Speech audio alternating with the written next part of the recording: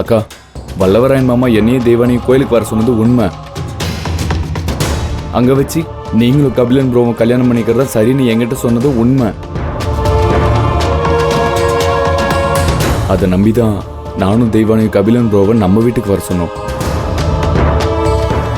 ஆனா வீட்டுல எல்லாரும் முன்னாடியே கேட்கும்போது ஏன் வல்லவன் மாமா பின்வாங்கினார்னு எனக்கும் தெரியலக்கா. நீ சொல்றது உண்மையா? வல்லவராயனா அப்படி சொன்னாரு? உண்மைதான் ப்ரோ. எங்க அம்மா கிட்ட பேச போறேன்னு சொல்லிட்டு தான் மாமா கோவில இருந்து கிளம்புனாரு. நாங்களும் அம்மா கிட்ட இந்த விஷயத்த பேசலன்னு தான் வேகமா வந்தோம். ஆனா என்ன நடந்ததுன்னு தெரியல. வல்லவன் மாமா ஏன் மாத்தி பேசினாருன்னு ஒரே குழப்பமா இருக்கு. வல்லவராயன் மனசு மாறிட்டாருன்னு சொல்றதையே என்னால நம்பவே முடியல.